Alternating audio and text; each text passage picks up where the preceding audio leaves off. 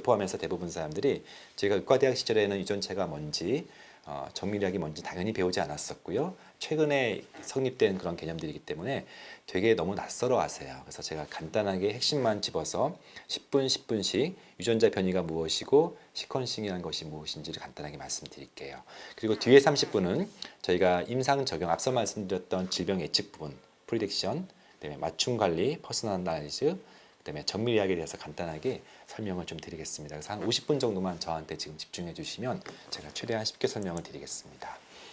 저 역시도 보스턴에서 유전체를 처음 이제 본격적으로 공부할 때 사실 거의 지식이 없었어요. 여전히 의사 출신이었음에도 불구하고 DNA가 뭔지, 유전자가 뭔지, 염색체가 뭔지 뒤죽박죽 되어 있었어요. 제가 한번 보스턴에서 하버드에 그 강의를 들 때 누가 한번 이런 방식으로 설명을 했을 때, 제가 이제서야 좀 이제 개념이 잡혔던 것이죠. 여러분도 제가 아무것도 모른다는 전제하에서 아주 쉽게 설명을 드리겠습니다. 그림에서 보는 것처럼 22권의 책이 있습니다. 이 22권의 책은 한 사람의 한 염색체를 나타냅니다. 우리 몸에는, 우리 DNA 내에는 모두 22개의 염색체가 있죠. 하나 별책 부록이 있는 것은 성염색체까지, 그래서 총 23쌍의 염색체가 있죠. 그래서 한 책이 문제가 되는 것을 우리가 염색체 이상이라고 표현하죠. 책 안을 이렇게 펴면요, 한 페이지가 있습니다. 여러분들 염색체 위치라고 해서 크로모좀 리전이라고 해서 예를 들면 8p24 또는 뭐 3q 3.5 이런 식으로 뭔가 이렇게 기호 같은 것들을 보실 거예요. 우리가 너무 많은 정보들이 이 안에 있기 때문에, 너무 많은 내용들이 있기 때문에 빠른 시간에 그 위치를 찾기 위한 일종의 기호들이죠. 마치 성경에 장과 절을 알 수 있으면, 그래서 빨리 찾는 것처럼, 그래서 모든 페이지는 그런 위치라고 불리우는 크로모좀 리전이라고 보시면 되고, 책 안에는 뭐가 있지요? 문장이 있죠. 우리가 글로 이루어진. 그래서 문장 하나하나를 대변하는 것이 바로 유전자, 지인이라는 겁니다. 약 3만 개 정도 유전자가 있다고 보시면 돼요. 이 책 22권의 책 내에는. 그렇죠? 이제 좀 감이 잡히실 거예요. 3만 개 유전자로 구성된 것이 DNA예요. 한 문장이 어떤 의미죠? 처음부터 끝까지 완벽한 기능의 단위죠. 나중에 말씀드리겠지만 유전자의 정의는 하나의 기능을 나타내는 최소한의 단위. 무슨 기능입니까? 유전자가 나중에 단백질로 전사가 되기 때문에 하나의 단백질을 대변하는 최소한의 유전자 세트, 글자로 이루어진 세트가 유전자죠. 그래서 약 3만 개 정도가 있습니다. 글자 안에 문장 안에는 글자가 있죠. 글자가 바로 염기 또는 베이스라고 하죠. 즉 우리 몸 전체에는, 우리 DNA 전체에는, 이 책 전체에는 30억 개의 글자, 30억 개의 염기가 있다, 이렇게 이해하시면 되겠어요. 여기 책이 보시면 하나의 문장에 굉장히 많은 글자들이 있을 겁니다. 근데 글자가 있는데 인간의, 이것을 바로 이제 게놈이라고 하는 거죠. 이 글자 하나하나 30억 개의 게놈이 있는데 모든 인간은 다른 동물과 달리 같은 기능을 하죠. 말도 하고 서서 직립보행도 하고, 그것은 다른 종류의 동물과 달리 유전자가 동일하기 때문입니다. 근데 동일하지만 생김새가 다 다르고 특성이 다른 것들은 동일하지만 약간의 차이가 있는 것이죠. 그래서 인간의 게놈이라고 하는 그 글자는 동물과 달리 99.7%가 동일해요. 그러나 0.03 300분의 1 정도에 해당되는 그 차이 때문에 틀린 성격, 틀린 질병, 다른 모습이 되는 거죠. 그 300분의 1 정도에 해당되는 약 전체 30억 개 중에 1000만 개 정도가 사람마다 다를 수 있는 거예요. 그것을 우리가 변이라고 하는 건데, 여기 보시면 센턴스가 있는데 그 중에 글자들이 조금씩 달라져. 프리컨스인데 N 대신에 M으로 오타가 나기도 하죠. 심지어는 베이스라고 하는 것이 영어로 베이스, 완전히 뜻이 다르기도 하죠. 그래서 이 1000만 개의 변이가 이렇게 오타가 됐지만 뭐 특별히 뜻을 해석하는데 크게 문제 없는 게 대부분이고요. 그 중에 일부는 뜻이 달라지기도 해요. 이것을 영어로 misleading이라고 하죠. 그래서 그런 변이들이 실제 질병도 일으키고 어떤 심각한 어떤 개인의 특성을 좌우하기도 해요. 그래서 그런 변이에 대해서 말씀을 드릴 겁니다. 다시 정리하면요, 23권의 책이 있습니다. 그것은 염색체입니다. 그리고 3만 개의 문장이 있습니다. 그것은 유전자라고 할 수 있고요. 30억 개의 글자가 있습니다. 염기입니다. 그리고 그 30억 개 중에 300분의 1 정도에 해당되는 게 약 1000만 개의 변이가 있습니다. 한번 우리 아나토미 오브 진을 보면은요, 제가 말씀드렸던 크로모점, 진, 베이스, 뭐죠? 염색체, 유전자, 염기는 그렇게 구성되는 겁니다.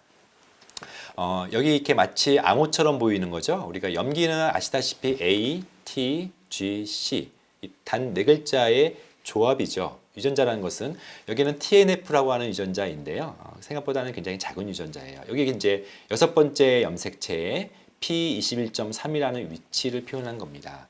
근데 이렇게 보시면은 뭐 TCA 그냥 이렇게 무작위적으로 글자 이 ATGC가 배열된 것들이죠. 근데 여기는 규칙이 있습니다.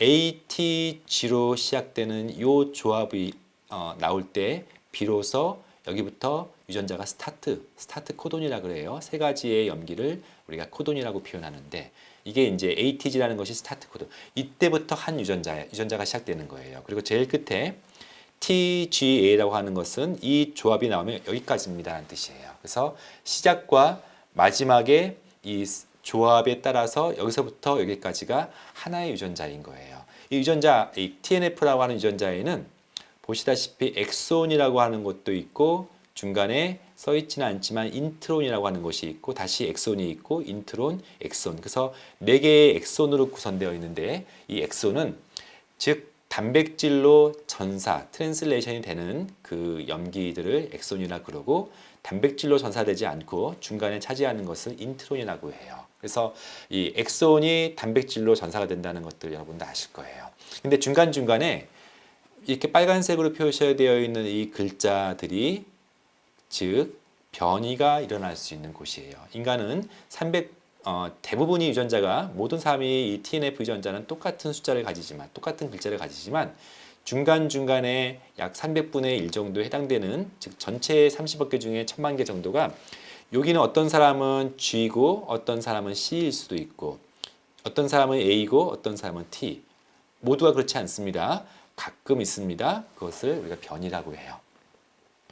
그래서 이렇게 좀 전에 CGC라고 하는 이 세 가지는 아르기닌이라고 하는 단백질로 전사가 되는 반면에 이 염기 하나가 바뀌었어요. 어떤 사람이 A를 가지고 있을 수 있죠. 이거는 히스티딘. 그래서 뜻이 달라지는 경우도 있어서 이것을 난시너머스라고 해요. 어떤 경우는 뜻은 바뀌어봤자 다시 달라지지 않아요. 이것을 시너머스라고 얘기도 해요. 그래서 이렇게 뜻이 달라진 아까처럼 글자가 달라졌지만 무시하고 지나가는 경우도 있고 대부분 그렇습니다. 그렇지 않고 뜻이 달라지는 정도의 이 작은 변화, 글자 하나가 바뀌었는데 완전히 책의 스토리가 달라지는 거예요. 그게 이제 심각한 질병을 일으키는 것들이죠.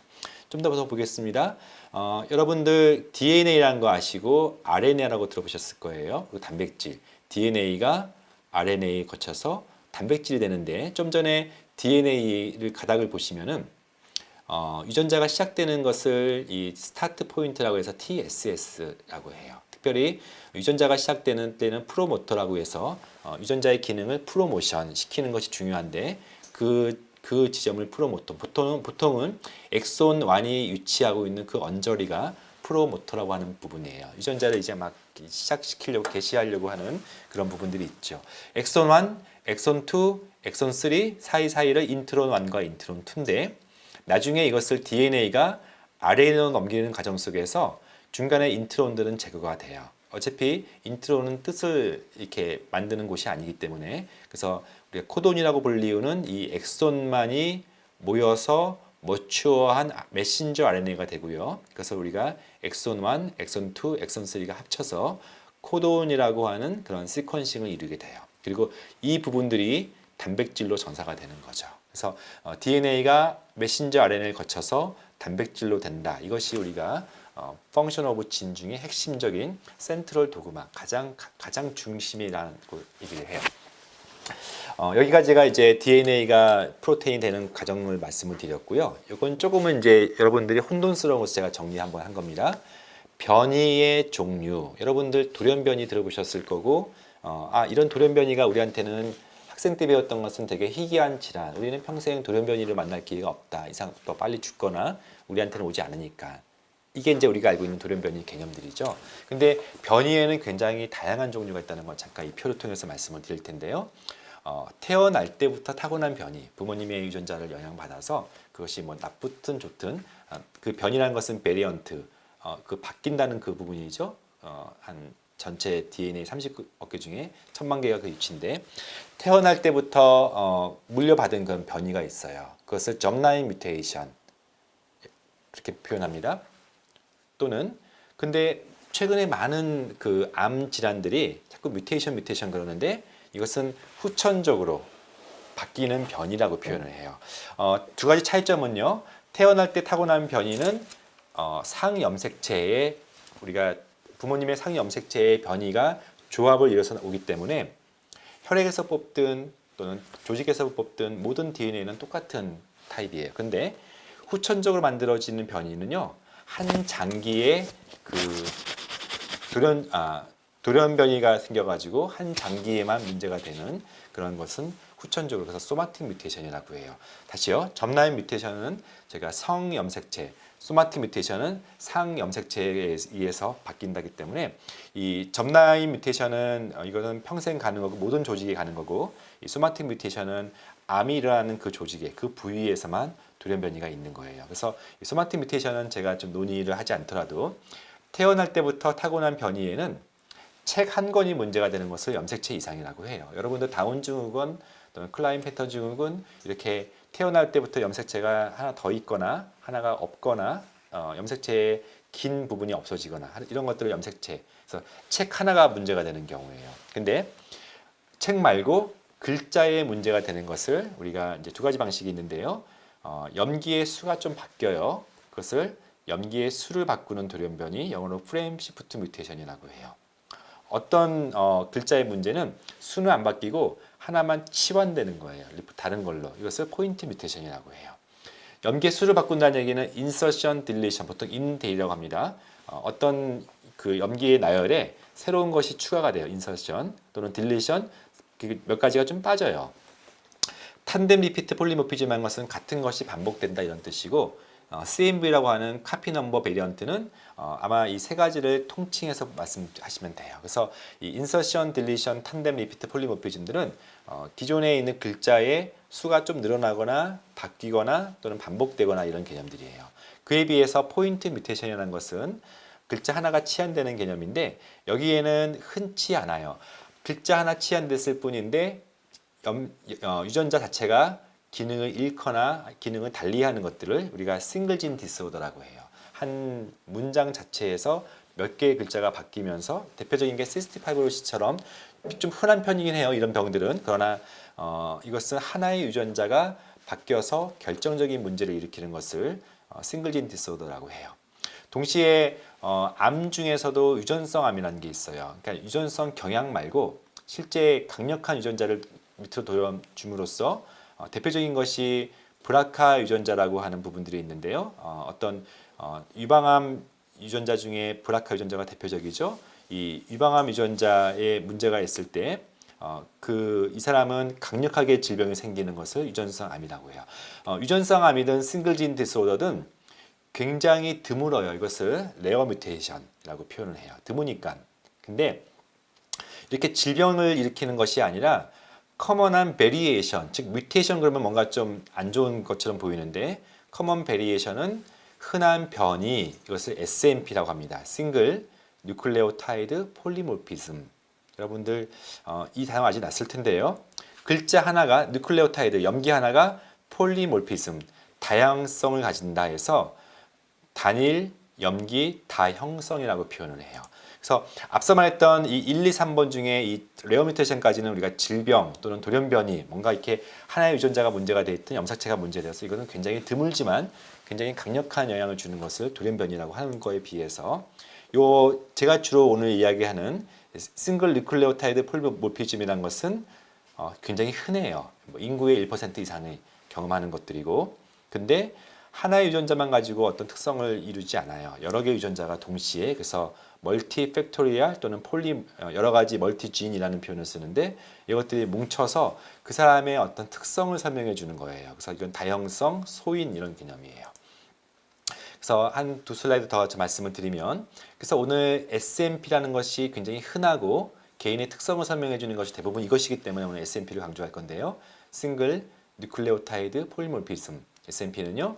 정의상 흔해요. 그 파퓰레이션, 그 집단 인구의 1% 이상만큼 걸릴 정도로 그러니까 아까 말씀드렸던 싱글진 디스오더나 희귀성암들은 거의 드문 거에 비해서 굉장히 커먼한 거예요. 그래서 하나의 글자가 바뀌어서 다양성을 가진다. 근데 지노타입 그런 것은 부모로부터 우리가 커플로 들어오기 때문에 쌍을 이루기 때문에 하나의 글자가 하나도 바뀌지 않는 거.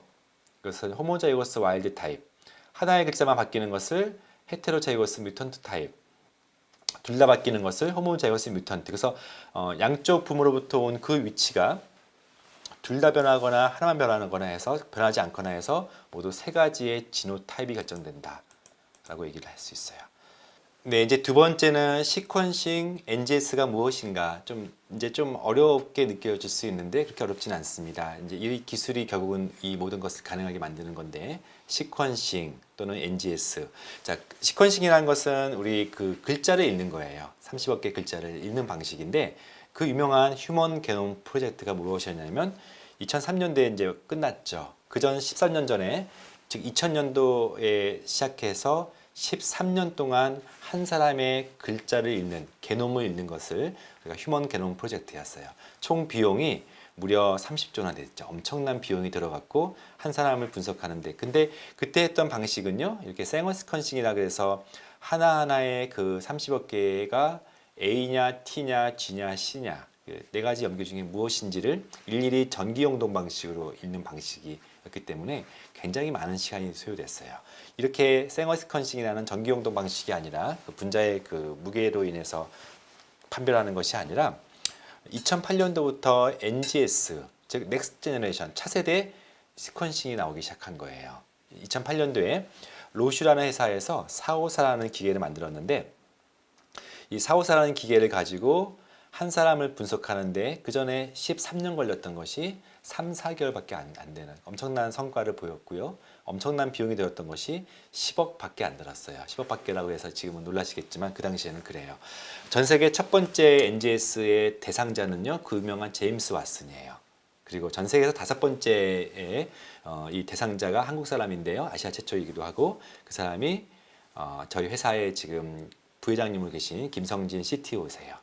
한국에서 여성이 전 세계에서 여성 최초로 저희 회사가 역시 게놈 분석을 했죠. 그 당시 2008년도가 이제 그렇게 한 사람을 분석하는데 그 정도 시간이 걸렸던 거에 비해서 그 위에 일루미나 또는 서머피셔 같은 굉장히 많은 회사들이 좋은 장비들을 만들어 나가면서 이제는 한 사람을 분석하는데 비용이 100만 원대면 가능해요. 30억 개 전체를. 그리고 이제는 한 이틀 정도 내지는 하루 정도면은 시퀀싱 전체를 해독할 수 있는 거예요. 한때는 13년 걸렸던 것이 이제는 하루 정도, 한때는 몇 조 원, 몇십 조 원이었던 것이 이제는 100만 원대, 불과 13년 사이에 엄청난 발전을 하고 있는 거죠. 가장 우리가 비근한 예로 2005년도부터 2014년도까지 128메가바이트의 그 마이크로 칩이 128기가, 약 1000배 정도 이렇게 집중률이 좋아지는데 10년이 걸렸어요. 이 10년 사이에 휴먼 게놈 프로젝트에서 했던 방식이 개인 게놈, 퍼스널 게놈을 분석하는 것이 100만 배가 되는 시기와 비교가 안 되는 거죠. 그러니까 IT 기술보다 바이오 테크닉의 발전이 훨씬 더 뛰어났다는 것을 보여주는 그래프예요. 앞서 시퀀싱이라는 표현을 썼는데 또 지노타이핑 또는 DNA 칩 마이크로 어레이 이런 것도 여러분 들어보셨을 거예요. 시퀀싱은 그야말로 1번 염색체부터 23번 염색체까지 쭉 읽는 방식이에요. 근데 지노타이핑이라는 것은 그렇게 많은 것을 읽을 필요 없이 내가 보고 싶은 변이만 디자인된 것을 100개든 50개든 10개든 그래서 한 기판에 해당되는 그 것에 대해서 위치에 대해서 위치를 판별할 수 있는 프롭을 심어서 보고 싶은 것만 보는 디자인된 방식을 지노타이핑이라고 해요. 그래서 대부분의 지금 상용화된 서비스들은 이런 지노타이핑에 의해서 소규모 분석을 하는 거예요. 근데 조금 다른 기법인데요. 좀 더 다른 방식의 기판에 약 80만 개 내지 100만 개 정도의 그런 변이를 한꺼번에 보고 싶을 때 이것을 DNA 칩이라는 표현 또는 마이크로레이라는 방식을 통하여서 이런 플랫폼을 통해서 분석을 해요. 수십 개가 아니라 수천 개부터 수십만 개를 한꺼번에 보는 방식이에요. 수십 개를 보든 즉 지노타이핑을 하든 수십만 개를 보든 DNA 칩을 하든 보고 싶은 것만 본다는 뜻에서 디자인된 방식이라고 해요. 근데 시퀀싱 또는 NGS 그 중에서 아까 말씀드렸던 엑손만 본다 해서 홀 엑손 시퀀싱을 보든 전체 30억 개를 보는 홀 지놈 시퀀싱을 보든 이런 방식을 통해서 그냥 내가 보고 싶은 것만 보는 것이 아니라 처음부터 끝까지 보는 것을 시퀀싱을 하기 때문에 대표적으로 서머피셔라고 하는 회사 그리고 일루미나라는 회사의 다른 방식의 방법은 있지만 공이 이것은 시퀀싱, 특별히 그런 차세대 염기설 분석 방식으로 한다 해서 NGS라고 불리우는 거예요. 그래서 이게 이제 NGS 플랫폼이 발전하는 것을 한눈에 보여주는데요. 초기 단계의 생어 스퀀싱, 그 다음에 이것은 이제 이멀전 방식이 있고 브릿지 방식이라는 게 있는데 여기까지 아실 필요는 없어요. 근데 하나의 생성되는 양을 보면은 엄청난 차이가 있어요. 한때는 킬로바이트 단위를 생성했었습니다. 그것도 한 킬로바이트를 생성하는데 걸리는 시간들, 이것이 쌓여서 전체 한 테라바이트가 넘는 한 사람의 분석은 몇십 년 걸렸던 거죠. 근데 최근의 플랫폼들은요, 기가바이트, 10기가바이트를 또는 120기가바이트를 또는 600기가바이트를 단번에 생성을 해요. 몇 시간 내에? 2시간 내에 11일 만에 이런 식으로. 그래서 데이터 양에 따라서 조금 보는 방식이 다르겠지만 그렇게 몇 년 걸릴 것들을 이제는 몇 시간 내로 줄였다는 것들이 중요하죠. 근데 최근에 노바식이라고 하는 일루미나의 마지막 정말 인류 최후의 장비라고 할 수 있는 이 노바식은요, 단 이틀 만에 한꺼번에 360명어치의 홀 게놈을 이렇게 보는 시대가 되는 거예요. 그래서 이러한 방식, 아마 지금은 1,000불 정도지만 100만 원 정도지만 이것이 발전하면은 몇 년 사이에 10만 원 정도면은 30억 개 글자를 전체 다 볼 수 있는 시대가 오죠. 이 옥스퍼드 나노라는 것은 좀 더 아주 충격적인 것들인데요. 여기에 혈액을 한 방울 떨어뜨리면 이것이 불과 30분 만에 전체 게놈이 분석이 되는 시대가 왔어요. 그래서 노트북에 심지어는 지금은 스마트폰보다 더 작은 이 플랫폼 가지고 조금 이건 다른 방식입니다. 앞선 예처럼. 근데 이렇게 이제는 15분 내지 30분 이 조그만 장비, 커피컵 사이즈의 조그만 장비는요, 여기다가 침을 뱉으면은요 30분 만에 내가 보고 싶은 부분만 지노타이핑 하는 시대가 와요. 이것을 이제 포인트 오브 케어 테스트, 현장 진단이라는 표현을 써서 이런 것들이 이제 보편화되면은요, 진료실에서 이유 모를 원인 모를 바이러스가 의심되는 고열의 환자를 검체를 채취해서 며칠 뒤에 오세요 하면은 그 사람 어떻게 될지 모르잖아요. 잠깐 기다리시고 바로 커피컵 사이즈 크기의 DNA를 추출하는 그 기계에 집어넣으면은 어떤 바이러스인지를 바로 볼 수 있는 시대가 되는 거예요, 현장에서. 그래서 이런 시대가 굉장히 빨리빨리 오고 있고 한 2, 3년 내에 진료실에 등장할 가능성이 많아요.